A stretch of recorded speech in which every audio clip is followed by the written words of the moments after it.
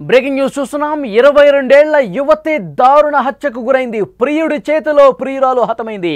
నోట్లో డిటోనేటర్ పెట్టి చాలా దారుణంగా చంపేశాడు. పేలుడితో ముఖమంతా ఛిద్రమైంది. మొబైల్ పేలిందని తప్పుదోవ పట్టించాడు వాడు. మృతురాలికి 2 ఏళ్ల కూతురు కూడా ఉంది. పెళ్లి తర్వాత కూడా వివాహేతర సంబంధం. విచారణలో దిగ్భ్రాంతికర నిజాలు వెల్లడవుతున్నాయి. కర్ణాటకలోని మైసూరు జిల్లా సాలిగ్రామంలో ఈ ఘటన జరిగింది. అక్కడ ఒక లాడ్జ్లో 22 సంవత్సరాల దర్శిత అనే యువతిని ఆమె ప్రియుడు సిద్ధరాజు దారుణంగా చంపేశాడు. ఈ ఘటన యావత్ కర్ణాటకలో కలకలం రేపింది. పోలీసులు తెలిపిన వివరాల ప్రకారం సిద్ధరాజు దర్శిత నోట్లో ఎలక్ట్రానిక్ జెలటిన్ స్టిక్ పెట్టి పేల్చి ఈ ఘాతుకానికి పాల్పడ్డాడు. ఆ పేలుడు ధాటికి దర్శిత ముఖం మొత్తం ఒక్కసారిగా చిత్రమైపోయింది.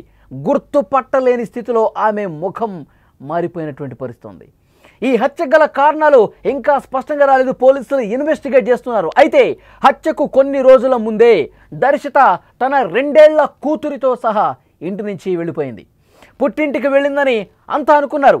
వాళ్ళ అత్తింటి వాళ్ళు కూడా అదే అనుకున్నారు, పుట్టింటికి వెళ్ళిపోయింది అక్కడి నుంచి అని. కానీ సాలిగ్రామ్ లాడ్జ్లో ఆమె శవమై కనిపించడంతో ఏం జరిగిందో ఎవరికి అర్థం కాల. ఆమె ఇంట్లో నుంచి వెళ్ళిపోయినప్పుడు పుట్టింటికి వెళ్ళిపోయిందని అనుకున్న వాళ్ళు లాడ్జ్లో కనిపించడం ఏంటి, అది కూడా లాడ్జ్లో విగత జీవిగా శవమై కనిపించడం ఏంటి ఎవరికి అర్థం కాల. సిద్ధరాజు మొదట లాడ్జి సిబ్బందిని అక్కడ నమ్మించే ప్రయత్నం చేశాడు. మొబైల్ ఫోన్ పేలటంతో ఆమె చనిపోయిందని అబద్ధం చెప్పాడు. కానీ లాడ్జ్లో ఫోన్ కనిపించకపోవడంతో సిబ్బందికి అనుమానం వచ్చింది. మరి ఫోన్ పేలితే ఫోన్ పార్ట్స్ కనిపించాలిగా, తునాతునకలైన ఆ ఫోన్ ఎక్కడైనా కనిపించాలి కదా.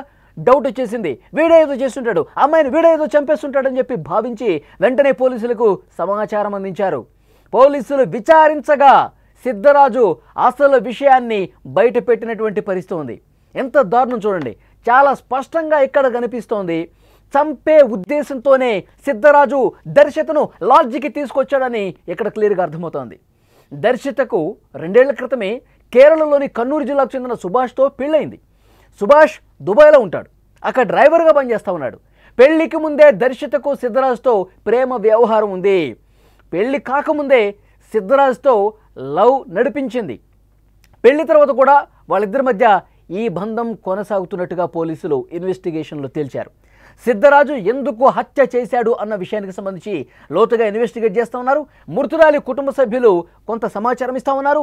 దర్శిత 22 లక్షల రూపాయల విలువైనటువంటి నగలు, 4 లక్షల రూపాయల డబ్బు ఇంటి నుంచి బయటికి తీసుకొచ్చినట్టుగా తెలుస్తోంది. ఇప్పుడు ఈ డబ్బు ఎక్కడుందని చెప్పి పోలీసులు వెతుకుతూ ఉన్నారు. సిద్ధరాజు దగ్గర 1 రూపాయి కూడా లేదు.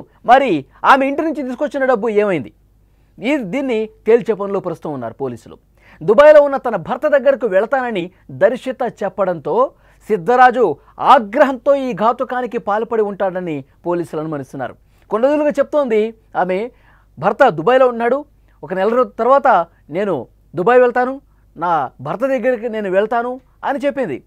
మరి ఆ కోపంతోనే ఇంత దారుణానికి పాల్పడ్డాడని చెప్తున్నప్పటికీ ఇంకొక ముఖ్యమైన విషయం ఏంటంటే, తను ఇంటి నుంచి 22 లక్షల విలువ చేసే బంగారు ఆభరణాలు తెచ్చింది. దాంతోపాటు 4 లక్షల రూపాయల డబ్బు కూడా తీసుకొచ్చింది. ఇంకా విలువైన వస్తువులు ఏవో తీసుకొచ్చింది. తీసుకురావడంతోనే తన బ్యాగులోనే ఉన్నాయి అవన్నీ కూడా సరాసరి లాడ్జికి తీసుకువెళ్ళాడు సిద్ధ. తీసుకెళ్ళి ఆ డబ్బు మొత్తం స్వాధీనం చేసుకున్న తర్వాత, నువ్వు ఎలాగో నీ భర్త దగ్గరికి వెళ్తానంటున్నావు కదా, ఇక భర్త దగ్గర భర్తతోనే ఉండు అని చెప్పి ఒక గొడవ జరిగినట్టుగా తెలుస్తోంది లాడ్జిలో. ఈ డబ్బు నగలన్నీ కూడా జాగ్రత్తగా పెట్టేసుకుని చంపాలన్న ఉద్దేశంతోనే లాడ్జికి తీసుకొచ్చి జెలటిన్ బాంబు, ఈ జెలటిన్ స్టిక్ బాంబు గురించి మనం తరచుగా వార్తల్లో వింటూ ఉంటాం. మావోయిస్టులు యూజ్ చేస్తారు, మన భద్రతా బలగాల్ని టార్గెట్ చేయడం కోసం జెలటిన్ స్టిక్స్ పెట్టి అతిపెద్ద దాడులు చేస్తూ ఉంటారు. సో అలాంటి పవర్ఫుల్ జెలటిన్ స్టిక్, ఆ జెలటిన్ బాంబుని నోట్లో కుక్కి దారుణంగా చంపేశాడు. అంటే మొబైల్ ఫోన్ పేలి తల పగిలిపోయింది, ఛిద్రం అయిపోయిందని చెప్పి నమ్మించే ఉద్దేశంతో భాగంగా నోట్లో పెట్టి బలవంతంగా దాన్ని పేల్చి చంపినట్టుగా ఇక్కడ కనిపిస్తోంది.